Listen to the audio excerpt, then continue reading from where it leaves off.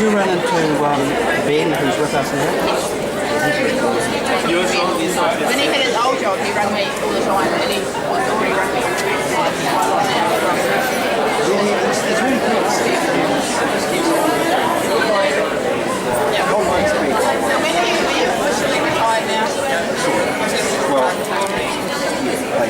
Well, he's taking.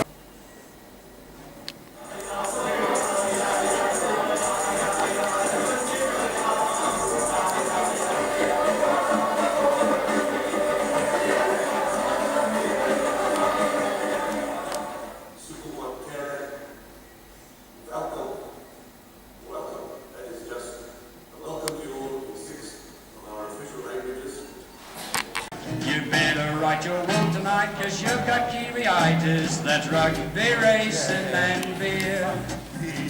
Rugby, racing and beer.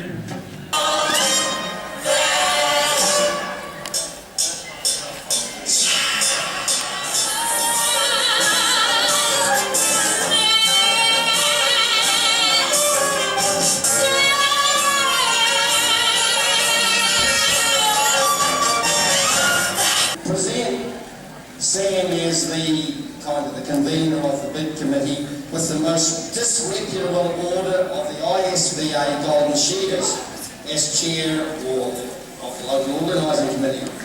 He has to cut the cattle, trim the budget, crunch the wool butts.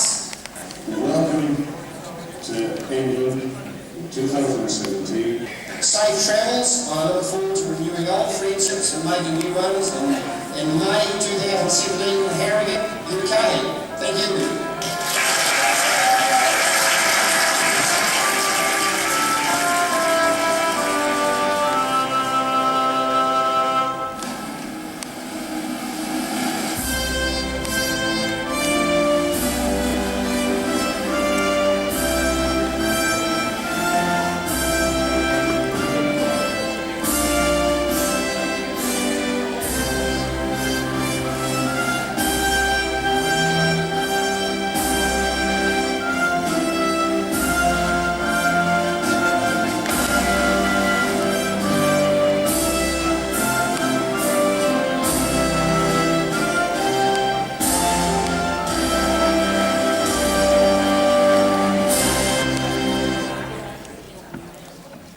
Thank you all for coming from wherever you've come from. I know we've had people travelled a long way to get here today.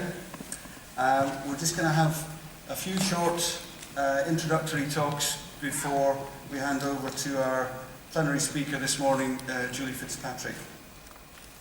I'd like to say a quick thank you to the committees that have got us to this point, and a very big thank you to Deborah and the HIC for helping us to make this happen this morning.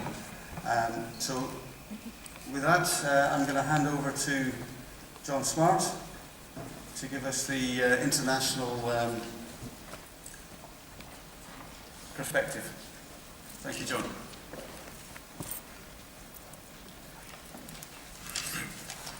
Thanks, Matt. Colleagues and friends from around the world, ladies and gentlemen, it gives me immense pleasure to welcome you all here to this, the 9th International Sheep Veterinary Congress, and to the lovely city of Harrogate in Yorkshire. It is now 32 years since the first ISVC, convened by Carl Linklater, was held at Heriot-Watt University in Edinburgh in 1985. What's more, the genesis of the ISVC idea actually goes back further to around 1976-77. I wish to acknowledge Carl. I'm not sure if he's in the audience, I haven't seen him this morning, and his early band of organisers, many of whom are no longer with us. If it wasn't for their foresight, we would probably not be here today. The holding of this ISVC coincides with the 50th anniversary of the formation of the Sheep Veterinary Society. So before I move on to other matters, I wish to extend my congratulations to the Society on reaching this auspicious milestone.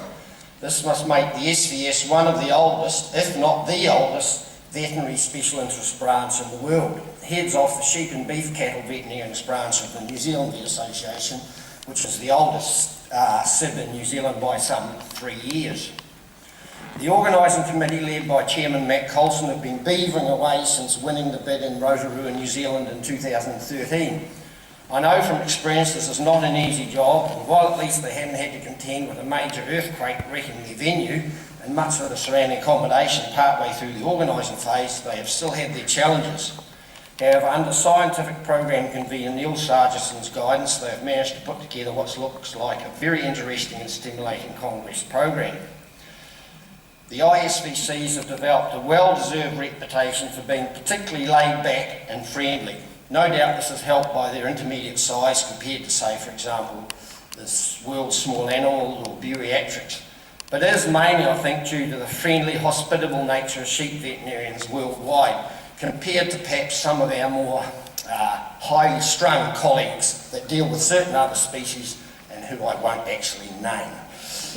This congeniality amongst sheep veterinarians is aided by the arranging of a lively evening social program encompassing certain traditions, things like the various country items put on at one of the evening social functions, the opening video history compiled by Ken Petty, thank you Ken, that have now become expected at ISVCs. Also, as most of us couldn't do our jobs as well without supportive partners behind us, accompanying persons are included with full program events organised, plus of course they can and attend the evening social functions. All these elements combine to create an extremely friendly conference atmosphere, and I'm certain Harrogate will be no exception, and you will leave this Congress having made new friends as well as having renewed old acquaintances. Now briefly on to other International Sheep Vet Association type matters. These congresses are now starting to mature and to develop some history behind them. One of my priorities as your second president has been to get the history of the various ISVCs documented before it is too late. The history, while not quite complete yet, friends from amongst the international sheep veterinary community attending, and I will see as many of you as possible at the next ISVC in 2021, an occasion to be decided at the Congress and to be revealed at the gala dinner on Friday night. So it seems like there's going to be plenty of revelations at the gala dinner, so if you haven't already put your name down for it, perhaps you should register for it. Thanks very much.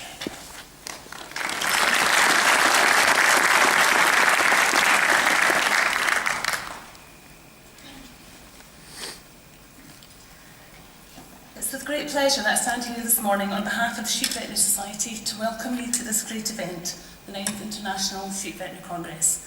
Sam Manley has told me to speak nice and slowly because I'm from Scotland and we all speak far too quickly. As someone who has never had the opportunity to experience an international congress before, I do feel slightly overwhelmed by the scale and scope of what's about to happen over the next 5 days. However, I do know there's a tremendous depth of knowledge and enthusiasm which is about to be shared with us all here in Harrogate.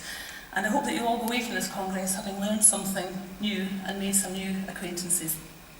It was back in 2011 when various sundries, Matt Colston, Sam Mansley, Paul Roger, Ian Gill, came up with the idea of putting a bid in to hold ISVC 2017. It's been a remarkably quick 6 years, and I can hardly believe we are now standing here, and Morden continues to support us with the accommodation of our Secretariat. We are really proud of our heritage and realise the debt that we owe to our founding members, and it's great to see some of them attending the Congress this week. Our first 50 years have seen tremendous developments and changes within the industry, and all our efforts are needed now to ensure that contributions to sustainability that we can bring remain recognised and implemented on farm. As a society, we take our responsibility for providing informed leadership to our sector very seriously. We work closely with many organisations, as well as industry and government, to ensure that we are at the cutting edge of what's current in the sheep world. As well as the educational, research and political side of what we do within the Sheep Veterinary Society. Thank you.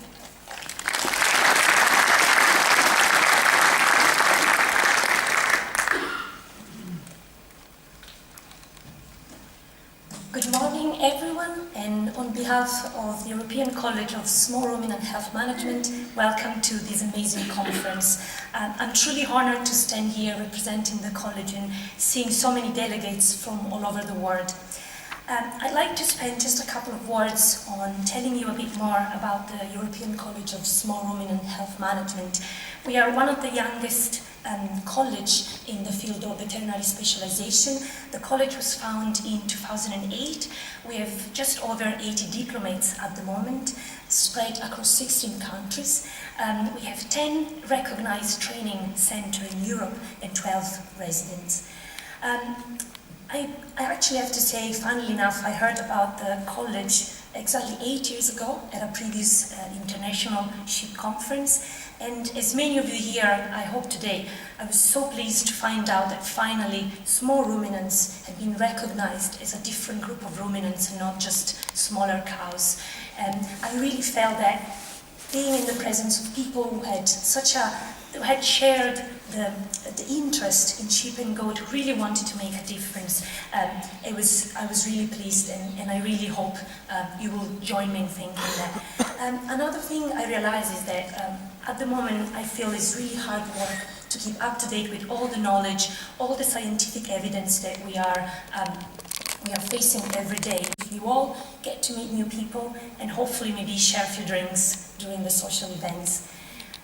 On behalf of the European College, I really welcome you all to this international conference, and I would specifically like to thank everyone involved in organising the conference, especially for giving us a specialised, a dedicated stream, which I'm sure will help us share our knowledge, our expertise, and really make a difference in production efficiency for a sustainable small ruminant industry. Thank you all very much, and I'm sure we'll all enjoy the 9th International Sheep Veterinary Congress.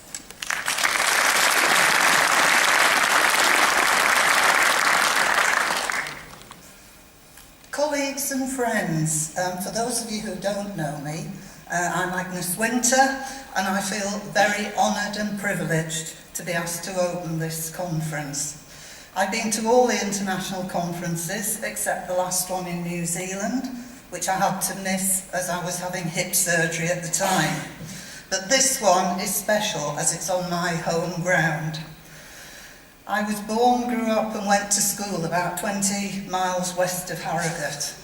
It was on our family farm in the Yorkshire Dales that I developed my interest in and love for sheep, and cattle too, but sheep won in the end, and where I decided that I wanted to become a vet. And although I spent 40 years of my working life living in Wales, it's where I decided that I would return after I retired. And so now I live in the beautiful and historic city of York, a few miles to the east of here. As a Yorkshire woman, I'd like to welcome you all to Yorkshire, and particularly the members of the European College and other visitors from overseas. It's very appropriate that this conference is being held here in Yorkshire, where sheep and wool have been extremely important to both the economy and the landscape for many centuries. Skipton, to the west of Harrogate, which is where I went to school, means sheep town, and actually has a street called Sheep Street. And it's been an important centre for marketing sheep and wool since the 13th century. The great sheep flocks of Yorkshire monasteries, such as Fountains, Revo and Bolton Abbeys, all lying within a few miles of Harrogate, numbered many thousands of sheep, and the wool they produced was the basis of great monastic wealth. We think of the movement of sheep over long distances in this country as a relatively recent phenomenon, but sheep from the great monastic flocks were moved by walking many hundreds of miles between the various abbeys. Diseases whose control still exercises us today, such as scab, lice, foot rot, liver fluke and the clostridial diseases, were common 500 years ago, and in some years severely impacted on wool production and sheep mortality rates, and thus on the whole wealth of the region. After the destruction of the monasteries in the 1530s, wool continued to be extremely important for the small farms and local communities of the Dales for several hundred years. Here, wool was spun and woven before being taken to centres such as Leeds and Halifax, a few miles to the southwest of Harrogate, to sell onwards. During the 19th century, large numbers of woolen mills were built in the valleys of the West Riding of Yorkshire. taking advantage of the availability of ample water to drive the machinery and wash the wool. The industries involved in the processing of wool were of key importance in local employment. At one time, there were more than 300 textile mills in Bradford alone, providing work for over 70,000 people.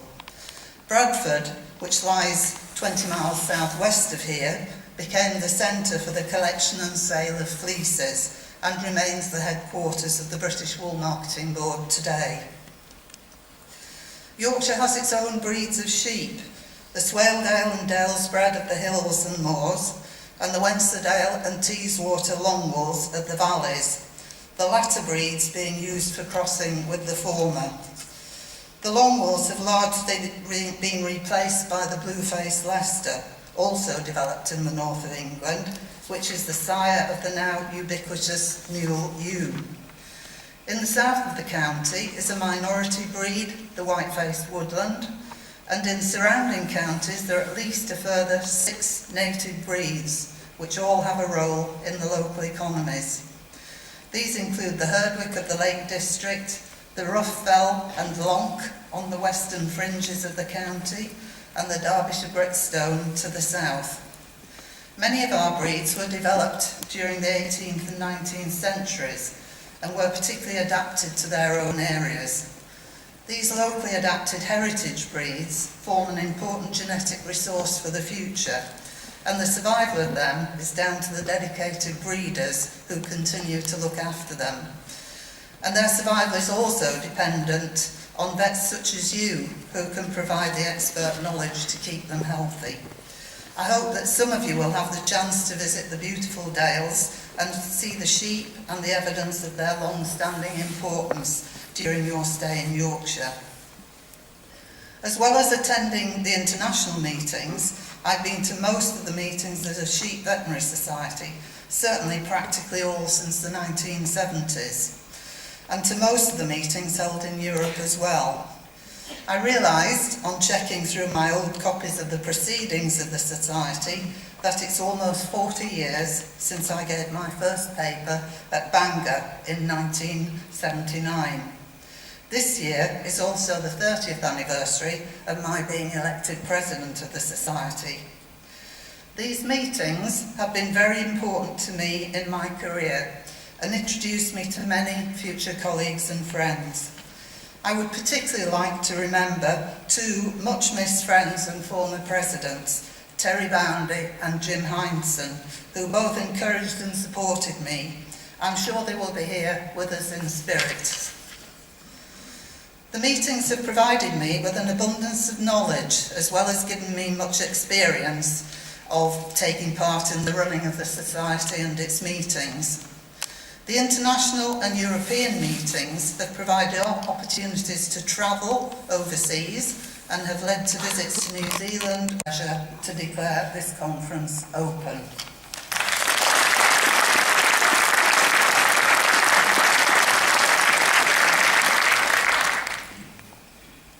Thank you all speakers.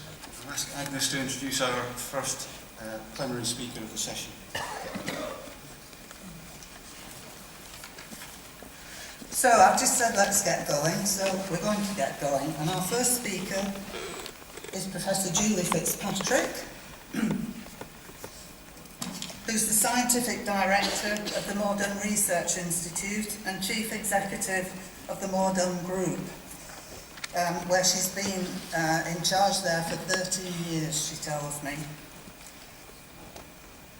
Julie has had a stellar career, and for the last 13 years, as I've said, has led the Modern Institute, which is a world-leading research institute in Edinburgh.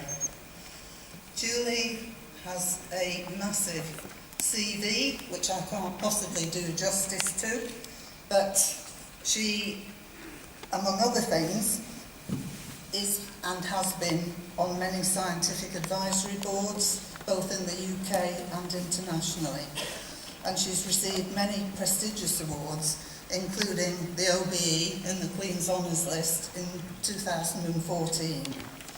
She has been and remains a great friend and supporter of the Sheep Veterinary Society, both personally and through the huge support that the More Done provides for the Society, thanks to her. So I'll now leave Julie to give our first presentation. Thank you very much indeed, Agnes, and thank you to the organising committee for inviting me to speak to you today on the role of small ruminants in the subject of global food security. I strongly believe there is a very significant role for small ruminant science if we are to meet the global challenges that we all face. These challenges perhaps being best described by the words or the phrases food security, environmental protection and climate change, and the One Health agenda. And if we focus on these, we also go some way to addressing the Sustainable Development Goals made by the United Nations and updated from the Millennium Development Goals in 2015. There are 17 goals in total, and I believe small ruminants have a significant input into all of these goals, but I've highlighted with the circles those that I believe are most important.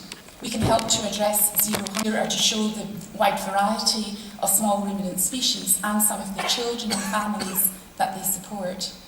And I believe the answer to food security is a combination of technological development, but also combined with rural development and collaboration, areas that I will explore throughout the presentation. But food, of course, is a political issue, and in the year 2006, one of our UK politicians at the time stated, because the UK is a developed economy, we are able to access the food we need on the global market.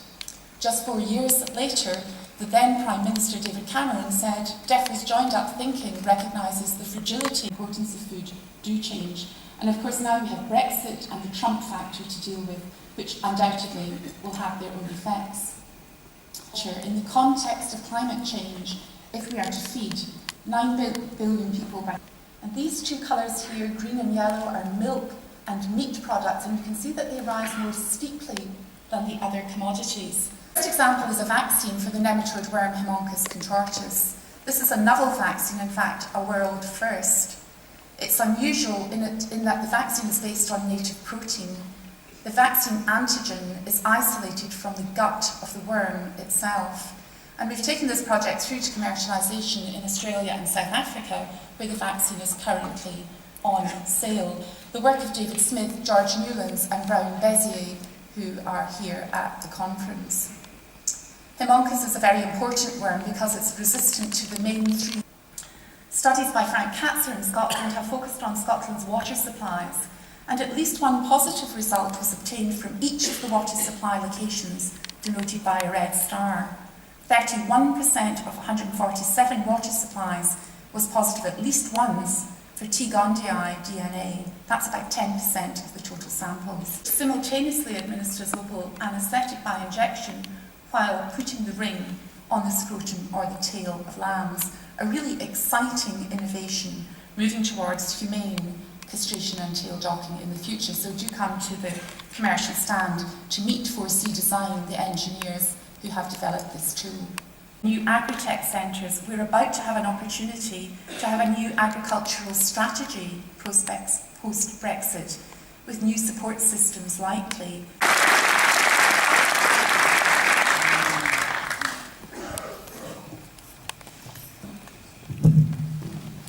Thank you, Julie. That was a fantastic rundown on the work of the More Done and some really exciting new directions for control of diseases. Thank you again, Julie. Thank you.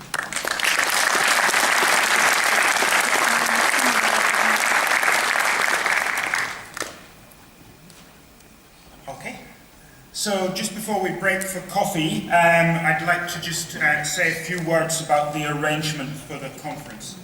First thing before I say anything else is I really want to thank everyone who has been so helpful and encouraging over the last year in responding to all the emails that we've sent and coming up with ideas and then putting forward talks and posters and photos then following up from that. That's really made this conference Also like to thank everyone who's here, because this is a conference. This is about bringing people together, and it's about bringing us all together to look at solutions to global challenges, in particular with reference to improved small ruminant efficiency. We have an incredibly full programme. We've got 5 separate streams. Throughout the programme, the streams badged under the European College are being held in here. That doesn't mean they're exclusive for the European College, it's just those streams are sort of part organised by the European College, thanks to my colleague Delia. And then the 4 other streams are in the Queen's Suite. There's a lot of other things going on. Really grateful to everyone who submitted photos for our photo challenge. We've got about 400 images, each with a pertinent piece of text to accompany them. They're from 40 different countries, and they tell an incredible story.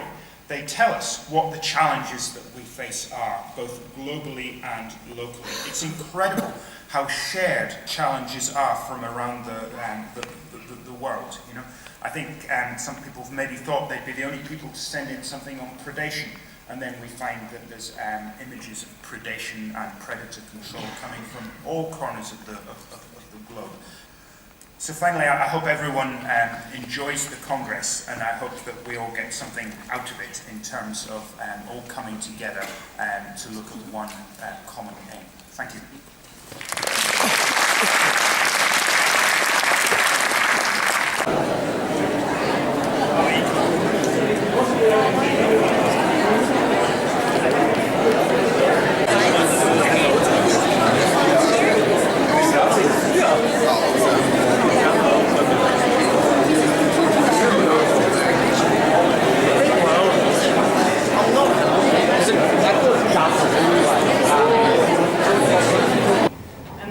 To welcome our next speaker on stage. In Canada, we see a lot of abortion and stillbirth and weak kids, but we also see quite a bit of shedding, and of course it is an important zoonotic disease. So a few years ago we did a survey of both sheep and goats, meat and dairy, and we found that evidence of exposure was very common in small ruminants, but in particular dairy goats. And we also looked at the people that took care of these animals, and we found that in 3 sheep farms, we see the meadows, and some 3,000 goats are kept in a large goat farm with 2 big stables near the such as row bedding, open sites and natural ventilation are found in the large Dutch goat farms. Good conditions to treat coxiella after the birth.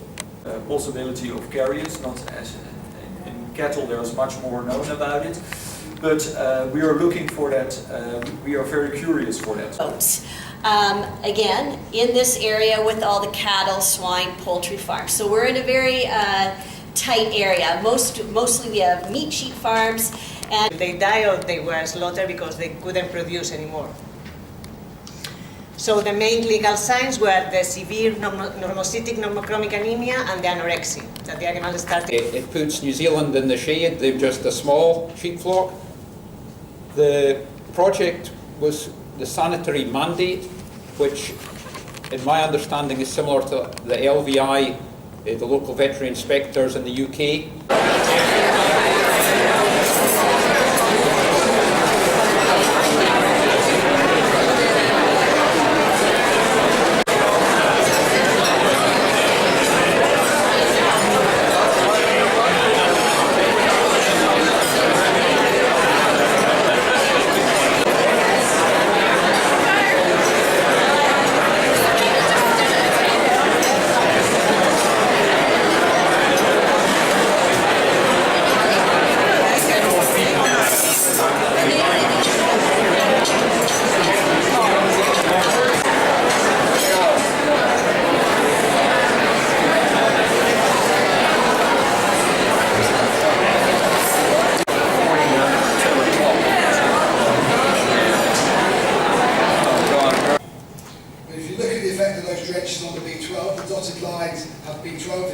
they've got a B12 response. We're not getting any significant cobalt response in terms of B12 production on the sheep from a single oral drench. We are getting a nice steaming response, which is maintained. So the damage rate as a result of mutilation with a pneumatic saw means that instead of being worth $25 a kilo, it's actually salvaged and worth probably 20% of that value. A review of the literature reveals Eagles and Small report in 2008, physical injury and nutritional deficiencies such as vitamin D, calcium and copper. The processor decided that a little bit of copper was very good for preventing parasite and giving sheep tolerant to parasites, and a little bit of oxalate will do much better. This is one of the sheep you saw on our pre-conference tour. It's accused of battle which sent his horns. And I've got a 16-page Juliet folio report which gives you lots of detailed history references and that report, which I can't cover in 5 minutes. I'd like to acknowledge the following and thank you for your patience and time.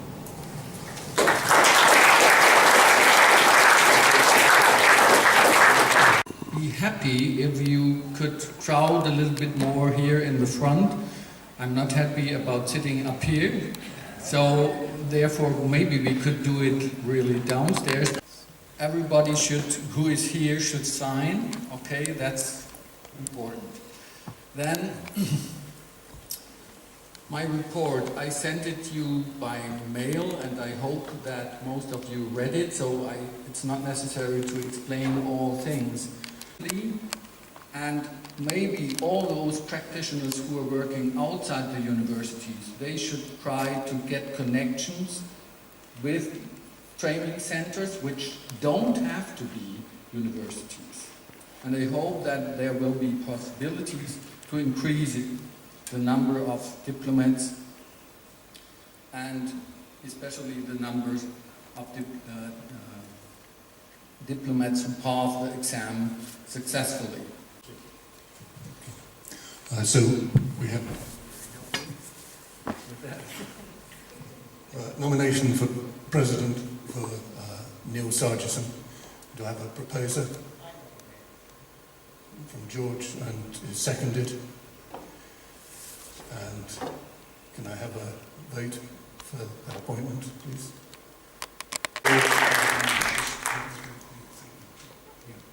So first thing to do is to thank Martin for all the work that Martin's done over the past 3 years. Martin's been absolutely fantastic. He's taken this college on well, and yeah, we've set it up to follow on from you. So thank you very much, and that's it from the college.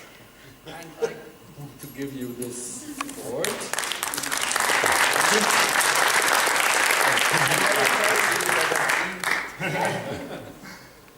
So thank you very much, Martin. So moving on through the list, so far as Vice President, we've got Delia. I nominated Delia, as did many other people. George, you can count as seconding. So Delia, thank you. These refer to some changes in the Constitution. Martin did that last year. Some changes in the website. Karim did that a few months ago.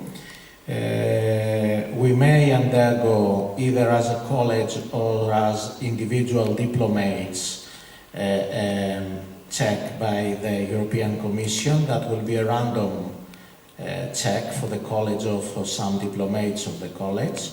If you are contacted by the European Commission, or if the college is contacted, then we will just reply as to what is refers and what we do and all that. What is more important in this exercise is the quality assurance. This is what we will look into, and that we provide the standards of training equivalent to level 8 education.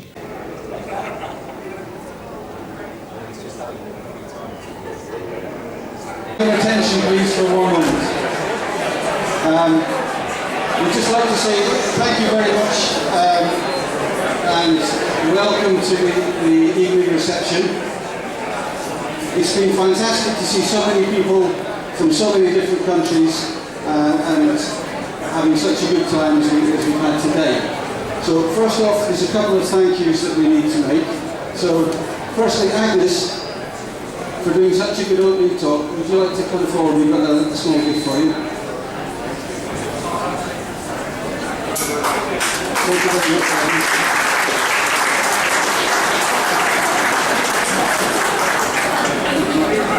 Valentina, for the European College, would you like to come forward?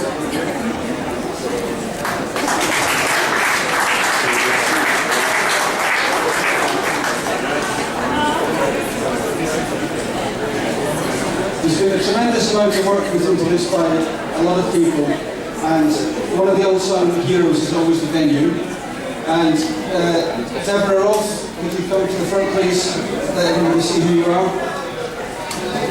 Deborah? Deborah has been a fantastic help to us organising this, so Deborah, thank you very much for all the work that you've helped with us.